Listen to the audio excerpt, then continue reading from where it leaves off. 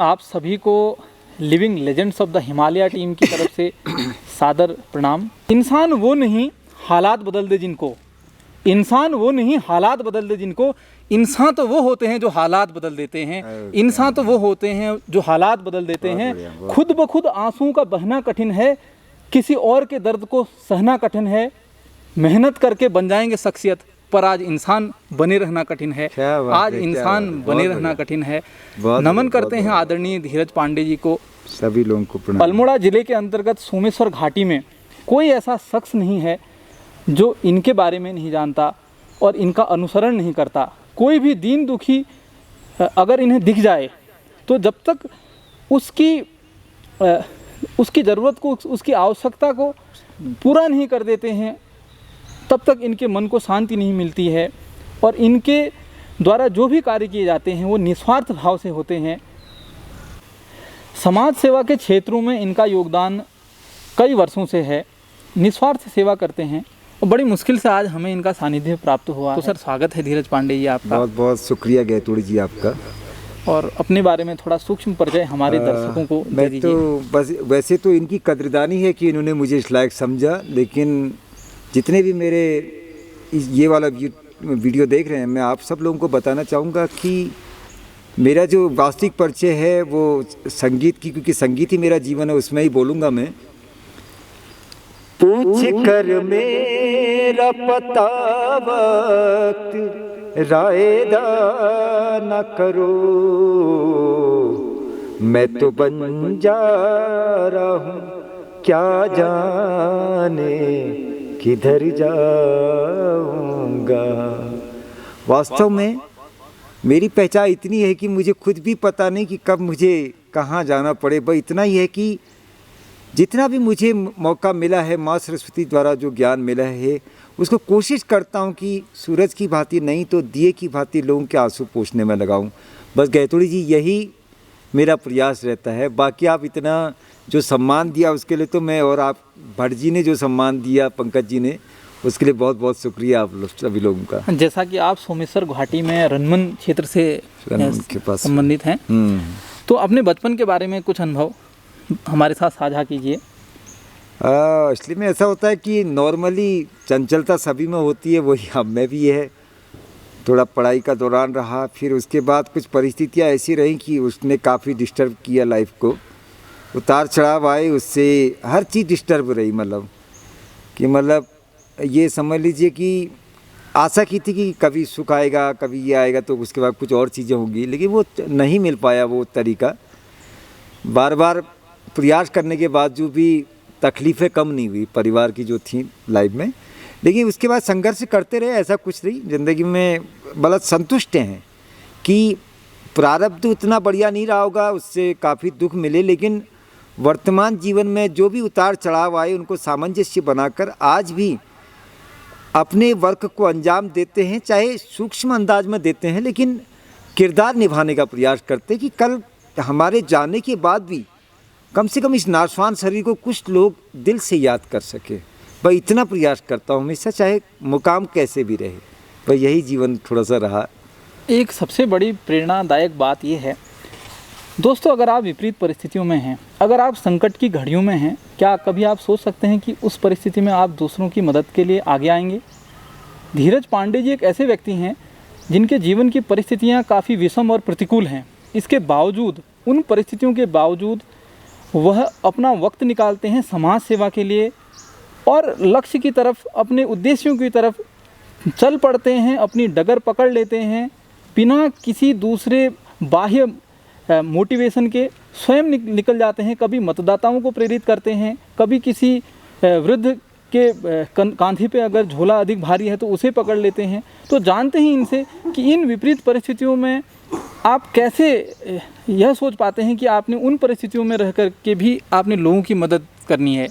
क्या बात है, बहुत बड़ी चीज़ आपने पूछी और बहुत कामयाब चीज़ें हैं दोस्तों। जितने भी ये हमारा इंटरव्यू देख रहे हैं, मैं इतना कहूँगा ये बहुत बड़ा सब्जेक्ट है ज़िंदगी में।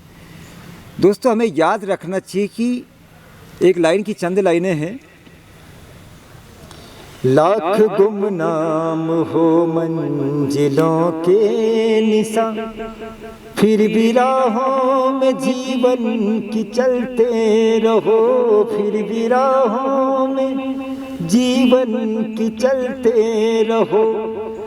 दर्द जख्म यादों के दिल को रुलाते रहे, ठोकरें खा के फिर भी संभलते रहो, ठोकरें खा के फिर भी संभलते रहो। ये तो थी प्रेरणा। अब आगे गौर कीजिएगा लाइन में, चांद मिलता नहीं सबको संसार में, है दिया ही बहुत रोशनी के लिए, सगम पम गरे गरे गरे रे सा। यानी कहने का मतलब है दोस्तों कि चांद सबको नहीं मिलता, या बहुत बड़ी कायनात या बहुत सुख साधन सबको नहीं मिलते, लेकिन हमारा जज्बा जो है वो दिए की भांति भी अगर लगे रहे हम, तो वो अपने आप में बहुत बड़ा मुकाम है। इसलिए कभी भी निराश हुए बगैर, क्योंकि हमें जब हमारा जन्म होता है या कोई भी हमारे साथ प्रक्रिया होती है, तो एक गाने की लाइनें सुनी होगी कि जीने के लिए सोचा भी न था कि दर्द संभालने होंगे, मुस्कुराए तो मुस्कुराने के भी कर्ज उतारने होंगे। दोस्तों, ऑलरेडी ज़िंदगी जो मिली होती है उसमें दर्द को तो पहले से ही संभाल के रखना पड़ता है, उनसे गुरेज नहीं करना होता। अब आप कहेंगे पांडे जी कैसे? आप देखिए होगा आपने, मतलब गौनू पना जब कहवत तक कहूँ 10 रुपये मिल जाए कह को के नहीं बतूँ, और अगर गिर पर हरा जाला जब है पूरा गाँव में हल्ला कर दूँ, तो कहतुड़ी जी मतलब जब तक हम जो 10 रुपये हमको मिली, 20 बार में हम कर वीक टैक्स से हम नहीं दूँ दोहरों को, या 10 रुपये मुझको मिली, 2 रुपये तुला खाली या 2 रुपये नमकीना को टॉफी दी दियो, तब तक हम कब हैं जो हमको जो तकलीफ मिलनी उन्हें हम कब हैं उनको सामना नहीं कर पाना।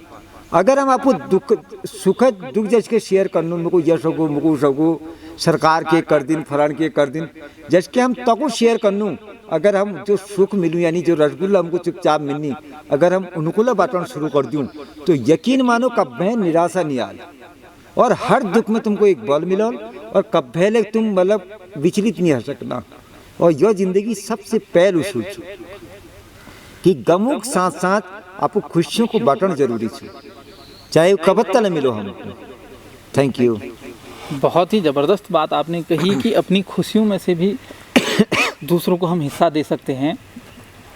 देखो, खुशियाँ हमें मिलती हैं और उस खुशी में भी हम दूसरों को साझेदार बना सकते हैं।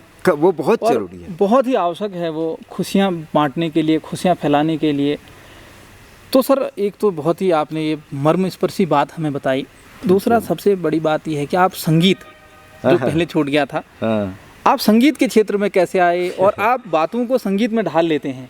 कोई भी बात हो, किसी प्रश्न का आपने उत्तर जैसे दिया तो संगीत में उसको आपने बदल दिया। तो संगीत का आपने कैसे इस क्षेत्र में आने का सोचा, संगीत के बारे में सोचा आपने? संगीत के बारे में मैं आपसे यही कहूँगा कि संगीत का जो शुरुआत हुई वो कद्रदानी से हुई। आपने सुना होगा एक अच्छा श्रोता जो होता है एक अच्छा कलाकार बनता है, उसके बनने की एक चांस होते हैं। यकीन मानो कि मैं एक श्रोता बहुत अच्छा हुआ करता था। मुझे बचपन से ही जैसे मैं किसी को सुनता था तो तालियां बजाने का बड़ा शौक था और बड़ी खुशी मिलती थी। यह लक्ष्य की मतलब पहले भी तो मंचू में प्रोग्राम हुई थी ना, तो ये घर में बैठ जाती बालों में इसी, और बहुत खुशी हुई मतलब कोई के कर छो जब, और जस जस उम्र बड़ी जब उसके ऊँची जनकुल सुनछे जब भी बहाना नंतना को के खऊची, जैसे ये टॉफ़ी सही है, चॉकलेट सही, तो भी ज़्यादा फायदा हो। और जो मुझको पहल जो पुरस्कार मिलो कलाकार रूप में नहीं मिल, वो बेस्ट ऑडियंस रूप में मिलो मुझको। क्या बात है, बहुत ज़बरदस्त। पहल जो पदक मिलो, जो प्रमाण मतलब जो सम्मान मिलो, वो कलाकार रूप में नहीं मिल, बल्कि वो मिलो मुझको एक श्रोता रूप में, बेस्ट श्रोता रूप में, बेस्ट ऑडियंस रूप में। तो उदिन बतिया जर्नी शुरू है। कई प्रोग्राम चल रहा थी तो मैं जोर जोर के ताई बजवा थी, तो मतलब आह्लादित होना थी, जैसे एक बच्चा आह्लादित होने, उसके उम्र ठुलेगी थी लेकिन आनंद उससे थी। आई लग निकल रही न बिना ताई बजाइए कोई दोहरा प्रोग्राम देखूँ, तो मैं तुमको चाहने की एक अच्छा कलाकार बनने से प्रयास पहले एक अच्छा श्रोता बनने का करना चाहिए। उससे विनम्रता भी आती है और ज्ञान भी डबल रेंज में बढ़ जाता है। एक तो ये काम रहा। दूसरा क्या रहा कि अपने ज्ञान से आसक्ति नहीं रही। मतलब जो भी किया कंपटीशन के भाव से हट के किया, कोई कंपटीशन की भाव नहीं रखा। फकीरी में चले, कभी जंगल में गाया, कभी कहीं पर गाया, कहीं पर कुछ गाया, तो ये सब मल्टीपल टाइप का टैलेंट बन गया। तो आज भी मतलब संगीत की कोई ऐसी विधा नहीं है जो मेरे से मतलब जो मेरे पकड़ में नहीं है, न कुछ उसको तोड़ मरोड़ के गा ही लेता हूँ। यही बस ऐसे ही रहा, बाकी ऐसा सीखा कहीं नहीं, कहीं भी कोई ज्ञान नहीं मिला, कहीं कोई शिक्षा नहीं ली, बस यही रह गया थोड़ी जी। तो आपकी दिनचर्या कैसी रहती है, क्या वो प्लान्ड रहती है या उसमें? ना, सबसे बड़ी बात आपको बताऊं, मुझे कभी भी ये पता नहीं होता कि मैंने करना क्या है। मैं जैसे अभी यहाँ बैठा हूँ तो यहाँ खो गया, जैसे दूसरे के साथ बैठ गया दूसरी जगह खो गया। मैंने कब मतलब मेन चीज़ ये है कि खुश रहने का सबसे बढ़िया साधन जो है वो वर्तमान में जीना है। आप जहाँ पर हैं वहाँ पर पूरी आत्मीयता के साथ रहें। उसका मैं एक कोई रीजन बताऊँ आपको, जैसे कोई गांव में कोई बीमार है जाने, हाँ तो सब लोग देखूँ जानी, ठीक। अगर बाट में उनको कोई मिल जा कि वो पूछो कि तुम भाई साहब तुम कांटी सा हो, तो वो कहूँ कि अरे यार वहाँ कोई बीमार हो रोसी, वो देखूँ जो रोसी न्याय गोल गोल, मतलब नहीं तो न्याय गोल, मतलब कि अगर मैं आप आएगी, अगर भी आप हो हैप्पी बर्थडे ला हजो या के हजो, तो मेरे की जिम्मेदारी नहीं। तो यस टाइप जब भावना लीजिए हम क्या तकलीफ सुनूँ जानूँ, तो वह बच्चे हमको ये सोच लेना चाहिए कि हमारे आदि पतन तो शुरू होगा, वीक चाहे भल हो नहीं हो, जब हम देखूँ जरिया, लेकिन अपन आत्म पतन है जा, क्योंकि हम लोग टाइम पास करने, टाइम पास कभी नहीं करना चाहिए।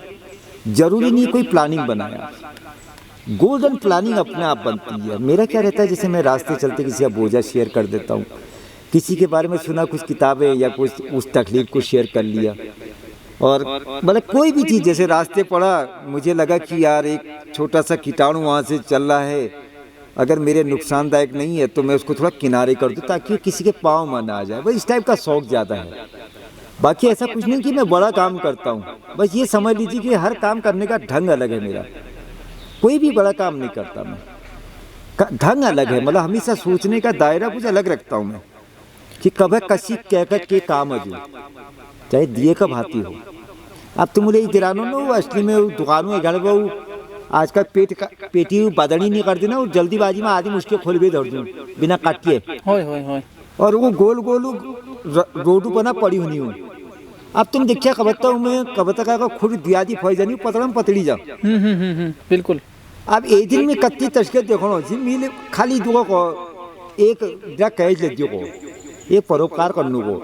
अब वो जो जहू मिल कैच मांगी जब वो अचरज करने बैठो यार कि ये कैच मांगनी और परोपकार करनी में समझ में नहीं आई। मिल को ये इतनी पढ़ो या खुद ऐसा काट दिनूँ, और कोई परोपकार कोई नई चीज़ थोड़ी सी, सब जा रहे थे, कोई लांग के जा रहा था, बस हमने उसको काट दिया। अगर आप उसको फेंकोगे हो सकता है फिर वहीं पर आ जाए वो, आप उसको काट दीजिए। लेकिन हम क्या करते हैं, जल्दीबाजी में पेटियों को ऐसे खोलते हैं और उसको वैसे ही छोड़ देते हैं। और आजकल तुमको पता चुकी कोई चाणी छेने मेरे के जानो जब पिछड़ वाला घुरी जाए फिर शिवो शिवपूर्ण सब जानी फिर। सही बात है।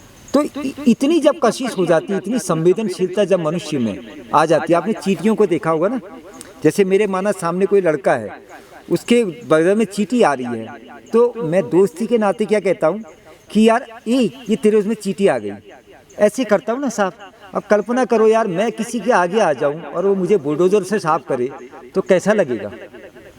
तो चींटी के लिए तो हम बुलडोजर ही हो गया ना हमारा हाथ। अगर जब हमें पता है कि ये चींटी हमारा नुकसान नहीं पहुंचा रही तो हम उसको आराम से छटक सकते हैं, क्योंकि हजारों चींटियों का तो मर्डर हम वैसे ही कर देते हैं रास्ते चलते।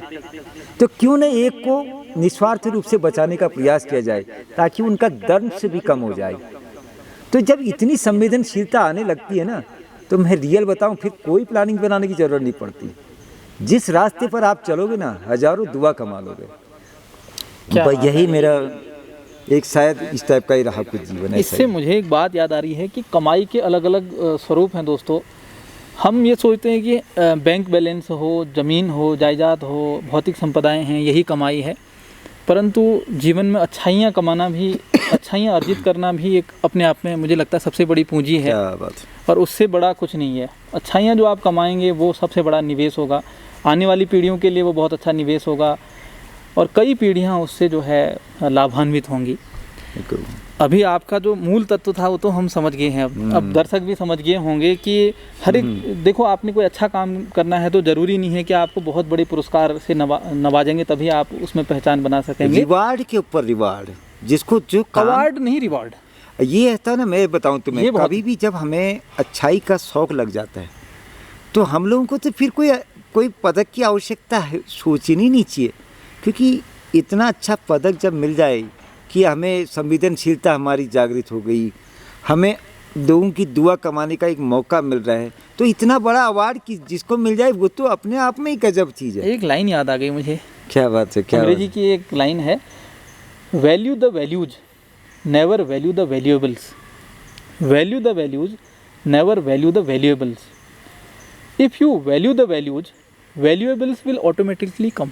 क्या बात है, क्या बात है, वाह। तो आपके साथ बात करके तो कई चीज़ें अंदर से निकल रही हैं। तस्के नहीं कहो यार, हम तो बहुत मामूली सा अच्छा भैया। तो आप ये बता दीजिए कि आपकी पसंदीदा आपको पुस्तक हो, क्योंकि वैसे मैं आपके लिए पुस्तक मैं लाया हूँ अपने मित्र का, मैं अभी आपको दे जाऊँगा। मेरे एक मित्र हैं आनंद मेहरा जी, उन्होंने एक बुरास पत्रिका लिखी है, पहाड़ की तकलीफ़ों को बयां करते हुए, पहाड़ की जो उसके बारे में बयां करते हुए, वो किताब मैं आपको दे जाऊँगा।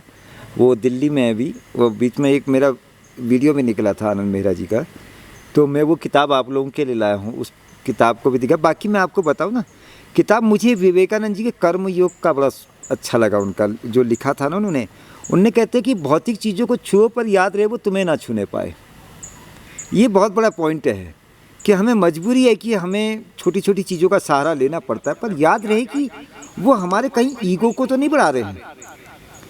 जैसे कहते हैं ना कि अगर आपके कहीं पर तारीफ लोग कहेंगे ना, जैसे मैं क्या करता था, जब अक्सर कार्यक्रमों में जब कोई कलाकार जाता है ना, वो कहता है कि वो बर्तन क्या जिसमें थाली नहीं, वो श्रृंगार क्या जिसमें लाली नहीं, वो बगीचा क्या जिसमें माली नहीं, और वो महफिल क्या जिसमें ताली नहीं। तो मैं जब इसको सुनता था तो मेरे को अजीब सा लगा। मैंने कहा यार क्यों नहीं एक थोड़ा सा और चेंज कर दिया जाए, क्योंकि जब हम जाते हैं, ठीक है कलाकार हमारे लिए ताली देगा, लेकिन मुझे तो पता है कि ये ना ये सब माँ सरस्वती की देन है।